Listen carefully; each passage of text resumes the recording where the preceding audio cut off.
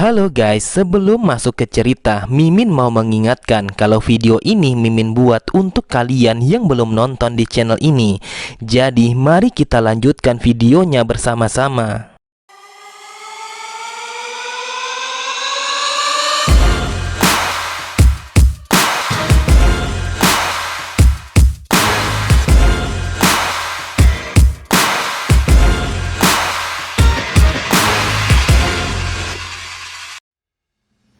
Assalamualaikum warahmatullahi wabarakatuh. Halo semua, kembali lagi di channel Raider Manhwa. Kali ini Mimin akan melanjutkan sebuah komik yang berjudul Sang Legenda Iblis Selatan Pengacau Surga. Dan apabila kalian masih bingung dengan alur ceritanya, kalian bisa cek deskripsi atau langsung saja menuju playlist yang ada di halaman channel ini untuk memulainya dari part 1. Tanpa basa-basi lebih jauh, mari kita masuk di part 3. Cerita dimulai. Terlihat Jeong dan juga Goh-chan berjalan mengeluari ruangan yang mereka tempati untuk menuju ke aula utama sang pemimpin. Lalu Jeong berkata, "Jadi yang kau maksud adalah bahwa Mok Yong-won yang sebenarnya dan juga Komandan Kam ingin menjebakku sebagai pengganti, lalu membuat putra pertama Mok Yong-ho mulai bergerak agar kami bisa saling membunuh." Jeong pun memperhatikan sketsa wajah kedua anak dari sang pemimpin. Ia berkata, "Inilah rencana terbaik yang bisa mereka susun." Anak pertama yang bernama Mok Yong-ho, dia memiliki sebuah tanda lahir yang berada pada pipi kirinya. Dia sangat suka mabuk-mabukan dan juga bermain perempuan di sepanjang harinya. Dia adalah anak yang paling payah dari keempat saudara, kejam dan juga tamak. Lalu putra kedua yang bernama Mok Yup-yong, dia sangat mirip dengan ibunya dan memiliki mata yang tajam. Dia juga sangat cerdik dan pintar dalam segala hal. Namun entah siapa yang tahu apa yang bakal ia lakukan untuk menjadi seorang pemimpin keluarga ini. Dengan memanggil mereka berdua ke suatu tempat dan menempatkan seorang pengganti, lalu memprovokasi putra kedua dan membuat dia membunuhku sebagai sang pengganti putra ketiga. Kemudian ketika dia menjadi lengah setelah membunuh yang palsu, maka putra pertama akan menusuknya dari belakang. Lalu mereka akan saling membunuh satu sama lain. Inilah yang disebut sebagai rencana sang pemenang tanpa adanya sebuah perlawanan. Dengan begini, siapapun yang bertahan hidup di antara kedua saudara itu, dia akan langsung dicoret sebagai pewaris sang pemimpin karena situasinya telah menjadi kalut. Lalu setelah munculnya Mok Yong-won dengan keadaan yang baik-baik saja, maka dia akan mengendalikan situasinya dengan sangat mudah karena dia telah bertarung dengan menggunakan kecerdasan otaknya. Tetapi sebuah variabel telah muncul setelah aku membunuh Mok Yong-won lalu menggantikan posisinya. Kemudian setelah mendengar Go-chan yang bertanya mengapa Jeong ingin menemui sang pemimpin, Jeong pun berkata, "Berdasarkan apa yang aku dengar, hidup dan mati sang pemimpin telah berhubungan dengan hidupku. Itulah sebabnya aku sangat ingin bertemu dengannya." Go-chan berkata, "Tetapi bagaimana jika penjaga Kam mengetahui kalau Anda telah memulai pergerakan?" Namun Go-chan pun langsung terdiam ketika Jeong yang berkata, "Aku yakin kalau kau pastinya akan merahasiakan tentang situasi ini kepadanya. Jadi aku akan sangat berterima kasih kepadamu." Di tempat yang berbeda, terlihat Syok yang berdiri di depan pintu kastilnya. Dengan wajah cantiknya yang penuh wibawa, ia menatap kepada seseorang yang sejak dari tadi ia tunggu. Benar saja, tepat di halaman kastilnya, terlihat seorang pak tua yang berbaju kuning dan juga menggunakan sebuah tongkat telah berjalan menuju ke arahnya. Pak tua itu bernama Myosin. Dia adalah seorang dukun yang sangat terkenal akan kehebatannya yang berada pada wilayah itu. Lalu Myosin mengatakan, bisakah dia langsung saja menemui sang pemimpin sekarang juga agar ia bisa secepatnya melakukan sebuah ritual pengobatan. Semakin lama penyakit misterius itu dibiarkan, maka semakin lemah kondisi sang pemimpin. Jadi saya meminta kepada Anda untuk memerintahkan semua orang yang berjarak 30 langkah dari bangunan utama untuk pergi dari sana. Jika tidak dilaksanakan, maka sesuatu yang buruk akan terjadi. Syok pun berkata, "Aku telah mendengar bahwa dukun Myosin memiliki tangan yang dingin. Jadi aku akan memberikanmu kepercayaan ini hanya sekali saja. Dan juga aku sudah memerintahkan semua orang untuk pergi selain penjaga yang menjaga pintu masuk. Myosin pun menatapnya dan meminta kepada Lady Shock untuk pergi meninggalkan tempat itu. Shock kembali berkata, "Aku yakin kalau kau sama sekali belum melupakan permintaanku itu, yaitu sebuah segel dan juga paduan rahasia sang pemimpin. Dan apabila kau telah menemukan semua yang aku pinta, maka aku akan langsung memberikanmu 300 koin perak sebagai imbalannya." Karena mereka berdua telah sepakat tentang permintaan itu dan juga bayaran yang akan diterima oleh sang dukun, Lady Shock langsung memerintahkan kepada para penjaga untuk pergi meninggalkan tempat itu. Setelah berpisah dengan sang tabib, Shock pun berkata di dalam hatinya, "Aku sebenarnya sama sekali tidak ingin mempercayai sesuatu yang tidak meyakinkan seperti perdukunan ini. Tetapi aku harus melakukannya agar aku bisa mendapatkan apa yang aku mau." Kemudian Shock melihat seseorang yang sedang berlatih seni bela diri tepat di tengah lapangan pelatihan. Dari tatapan matanya sangat jelas terlihat kalau Shock sangat benci terhadap orang itu, bahkan ia menatapnya dengan tatapan yang hina. Ternyata lelaki itu adalah putra keempat yang bernama Mok Yoichun. Dia adalah anak dari seorang geisha yang dianggap rendah oleh sang istri pertama. Shock pun berkata, "Meskipun aku bisa memahami sebuah godaan ketika bermain-main dengan geisha, akan tetapi memberikan posisi sang pemimpin kepada darah rendahan itu adalah sesuatu yang sangat tidak pantas." Setelah mengatakan itu, Shock pun langsung pergi meninggalkan tempat itu karena ia begitu muak melihat putra keempat yang telah merusak pandangan matanya. Namun, di sisi yang lain, tanpa mereka sadari, mereka telah berselisih dengan Jeong yang berencana untuk berkunjung ke tempat sang pemimpin. Kemudian, Jeong melihat bahwa putra keempat yang sedang berlatih di lapangan pelatihan itu. Jeong pun bertanya kepada Goh Chan siapa sebenarnya orang itu. Goh Chan pun menjelaskan bahwa orang itu adalah putra keempat yang bernama Mok Yoichun dan dia saat ini sedang berlatih seni bela diri. Jeong bergumam, apakah dia orang yang selalu berusaha keras meskipun saat ini dia telah memiliki kekuatan yang sangat luar biasa. Orang-orang mengatakan kalau dia memiliki karakter yang sangat mirip dengan sang pemimpin. Oleh sebab itu dia sangat disukai oleh kebanyakan orang. Saat mendengar Jeong yang bertanya apakah seperti itu metode untuk mempelajari seni bela diri dan menjadi orang yang kuat, Goh Chan pun berkata putra keempat telah menggunakan teknik langkah kuda untuk meningkatkan tenaga tubuh bawahnya karena semua seni bela diri berasal dari bagian bawah. Namun Goh Chan sangatlah terkejut ketika Jeong yang dengan santainya mengatakan, "Jadi jika aku mempelajari seni bela diri, bisakah aku membunuh penjaga kamp?" Melihat Goh Chan yang tidak bisa mengatakan sepatah kata pun, Jeong menatapnya sembari berkata, "Apakah kau tidak mendengarku? Jadi katakan kepadaku apakah aku bisa membunuhnya apabila aku mempelajari seni bela diri?" Terlihat Goh Chan sangatlah panik, ia pun bergumam, "Apakah bajingan ini telah mengetahui bahwa kami akan membuangnya? Aku tahu kalau dia memiliki pikiran yang cerdik, tetapi bajingan ini telah melampaui perkiraan kami.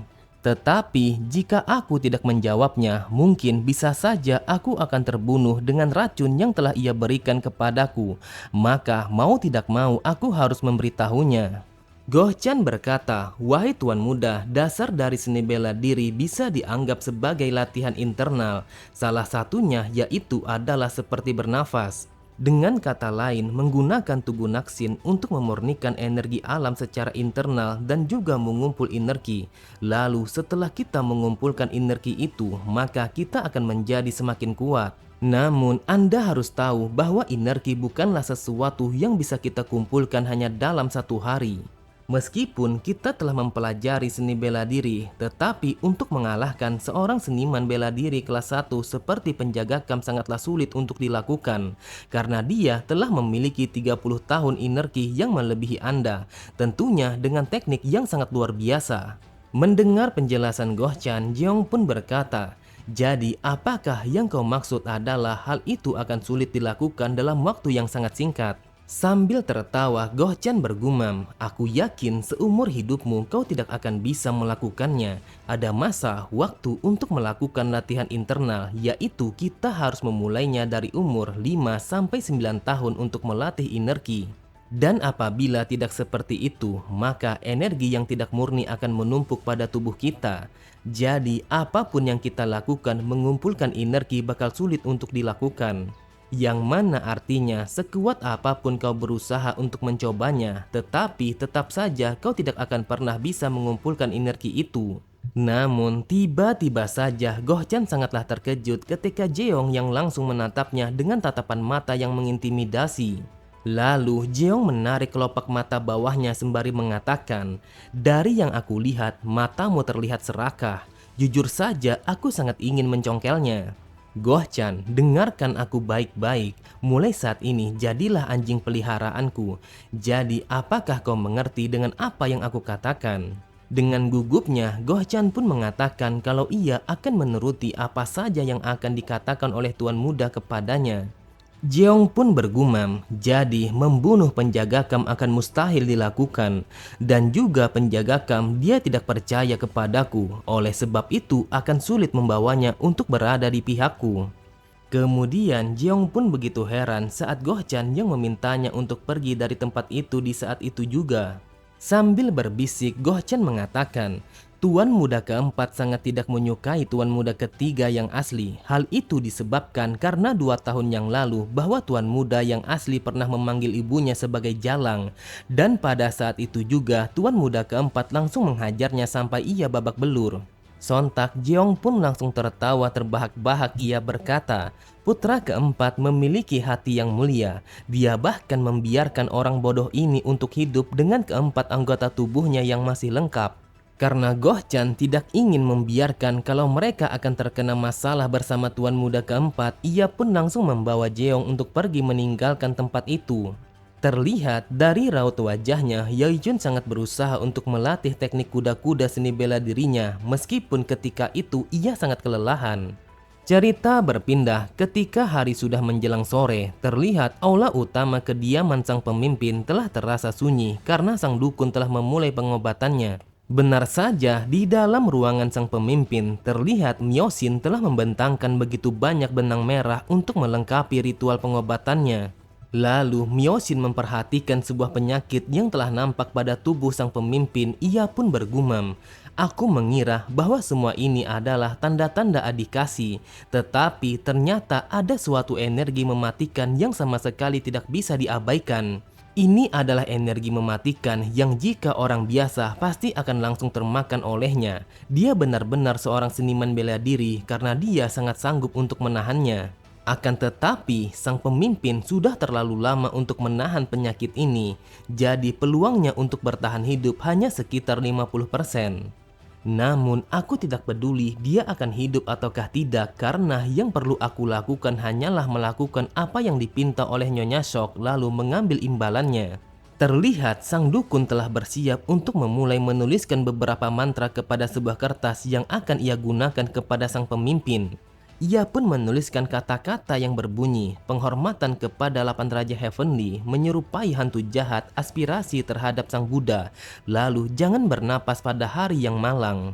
Dengan nada yang lantang dan melemparkan kertas itu kepada sang pemimpin, Myosin berkata, "Aku bersumpah untuk mengajarkan kepada mereka kebenaran yang kekal, lalu membantu mereka untuk terbebas dari penderitaan." Kemudian setelah kertas yang bertulisan mantra itu telah menempel pada energi kematian yang berada pada tubuh sang pemimpin, terlihat kertas itu telah memancarkan cahaya keemasan yang begitu terang, yang mana cahaya itu secara perlahan telah menyerap energi kematian. Lalu sang dukun langsung menggunakan segel jarinya untuk memperkuat mantra itu. Ia pun berkata, "Penyakit dan juga pikiran." Jenderal besar kuat yang melindungi perwujudan Dharma yang menakjubkan dari tubuh emas yang telah berubah. Vajrapani, tubuh Buddha yang emas dan juga murni, sang pelindung kristal air, tembaga, dan belenggu juga hanya rantai besi Dharma. 4 raja iblis air di bawah mulut, berbagai penguasa tinggi, ajaran keadilan surgawi Buddha adalah benteng besi. Myosin begitu terkejut ketika ia melihat bahwa tubuh sang pemimpin telah bergerak dengan begitu hebat. Ia pun berpikir bahwa energi mematikan itu sangatlah kuat. Kemudian dukun itu mencoba untuk menekan lagi energi mematikan itu sembari mengucapkan beberapa mantra. Buddha telah muncul sebagai perlindungan Dharma dan ini upacara Buddha sejati. Terlihat tubuh sang pemimpin menjadi semakin bergejolak, matanya menjadi merah menyala ketika sang dukun yang mengucapkan kecepatan Dharmapala yang agung. Namun di tengah konsentrasinya, ia merasakan ada seseorang yang telah mendekat kepada ruangan sang pemimpin. Ia pun bergumam, apakah itu Nyonya Shock? Mengapa dia datang secepat ini? Jika kami terganggu di tengah pengobatan ini, maka semuanya akan gagal dan juga berbahaya. Benar saja, ketika Myosin sedang lengah, tiba-tiba tubuh sang pemimpin telah memancarkan ledakan energi yang begitu kuat sehingga membuat sang dukun langsung terlempar begitu saja. Namun tubuhnya langsung terhenti ketika sang dukun telah menabrak sesuatu tepat di belakangnya. Sang dukun begitu terkejut ketika melihat seseorang yang telah berdiri di belakangnya. Ia pun berkata, apakah ini adalah perbuatannya? Tetapi Jiong sama sekali tidak menghiraukan dukun itu. Ia pun terus saja berjalan melewatinya untuk menghadap kepada sang pemimpin. Tabib itu bertanya-tanya apa yang akan dilakukan oleh bocah itu kepada sang pemimpin karena dia telah mengganggu upayanya untuk menyembuhkan dan juga menghilangkan energi mematikan itu. Sambil tersenyum dan memberi salam, Jiong berkata, "Wahai ayahku, aku memberikan salam penghormatan kepadamu meskipun kau sama sekali tidak bisa mendengarkanku." Kemudian sang dukun berkata, "Aku tidak peduli entah itu kau adalah putranya ataukah tidak, tetapi kau harus keluar dari tempat ini. Apakah kau belum diberitahu dengan apa yang dikatakan oleh Nyonya?" Di sampingnya, Jiong hanya memperhatikan sang pemimpin yang mengerang kesakitan meskipun ia sama sekali tidak menyadari akan hal itu. Lalu dukun itu melanjutkan kata-katanya, "Upaya kami untuk mengendalikan energi misteriusnya menjadi kacau seketika karena kalian yang telah mengganggu konsentrasiku. Apakah kalian tahu kalau energi mematikan itu akan memperparah kondisinya? Tolonglah keluar dari tempat ini sekarang juga, karena jika ada sesuatu yang salah telah terjadi, maka semuanya akan hancur dan sang pemimpin akan mati." Namun mereka semua langsung terdiam ketika terdengar suara sang pemimpin yang sangat berbeda dari yang biasanya. Tetapi beda halnya dengan Jeong, dia hanya bersikap santai meskipun sang pemimpin telah menunjukkan perubahannya tepat di hadapan matanya. Jeong pun berpikir apakah itu yang dinamakan penyakit yang misterius. Dia memiliki mata yang merah dan juga pergerakan yang menggila. Ketika melihat sang pemimpin yang memberontak ingin melepaskan tubuhnya dari jeratan benang-benang merah itu, Myosin bergumam bahwa penyakit misterius itu telah melahap sang pemimpin. Benar saja, seketika itu juga tubuh sang pemimpin telah melayang di udara akibat energi misterius itu yang telah melahap jiwa dan juga pikirannya. Ketika mereka telah menghentikan pergerakan sang pemimpin, Myosin langsung meletakkan kertas mantra. Lalu ia berkata, "Jimat ini akan mengalahkan roh jahat yang berada di dalam dirinya. Sembuhkan penyakit dan telanlah semua kejahatan yang berada di dalam dirinya." Seketika itu juga sang pemimpin langsung berteriak dengan sangat keras sampai-sampai suaranya telah bergema di dalam ruangan itu. Terlihat Goh-chan begitu tidak menyangka bahwa pergerakan sang pemimpin memiliki kekuatan yang sangat luar biasa. Bahkan Goh-chan langsung berteriak kesakitan saat tangannya yang digenggam dengan sangat erat oleh sang pemimpin. Tetapi Goh-chan mencoba untuk menahan rasa sakitnya karena ia berpikir rasa sakit itu tidak ada apa-apanya dibandingkan rasa sakit yang dirasakan oleh sang pemimpin. Myosin berkata, "Kau harus berhati-hati apabila roh jahat itu telah berpindah kepadamu, maka kau akan berada dalam bahaya yang bisa merenggut nyawamu." Sontak Goh-chan sangatlah panik, wajahnya begitu gelisah saat melihat roh itu yang berjalan perlahan mendekat kepada tangannya. Ia berkata, "Dasar sialan, mengapa kau baru saja mengatakannya?" Terlihat Goh-chan berteriak sejadi-jadinya ketika ia melihat bahwa roh itu dengan sangat cepat telah merayap untuk berpindah kepada pergelangan tangannya. Tiba-tiba saja Goh-chan langsung terdiam. Ia begitu pasrah dan juga ia sama sekali tidak bisa membuka matanya ketika Jeong yang menebaskan bilah pedangnya untuk memotong tangan sang pemimpin. Sontak Myosin dan juga Goh-chan langsung terdiam saat menyadari bahwa Jeong telah memotong salah satu tangan sang pemimpin tanpa memikirkan resiko apa yang akan ia dapatkan. Namun setelah melakukan itu, Jeong menyadari bahwa roh jahat itu masih bersarang di tangan sang pemimpin yang telah ia potong. Jeong pun merasa puas, ia pun berencana untuk memotong lengan sang pemimpin yang kedua kalinya agar roh jahat itu bisa terlepas dari tubuhnya. Goh-chan pun berteriak untuk menghentikan Jeong yang dengan gilanya mencoba untuk memotongnya lagi. Benar saja, tanpa merasa bersalah sedikit pun, Jeong langsung menebaskan bilah pedangnya untuk memotong lengan sang pemimpin pada titik pangkal di mana roh itu berada. Melihat keganasan Jeong, Goh-chan bergumam, bajingan sinting ini baru saja memotong tangan sang pemimpin untuk yang kedua kalinya. Apakah dia tidak berpikir resikonya akan seperti apa? Oke semua, cukup sampai di sini dulu pembahasan alur cerita kita. Sampai jumpa di video selanjutnya. Wassalamualaikum warahmatullahi wabarakatuh.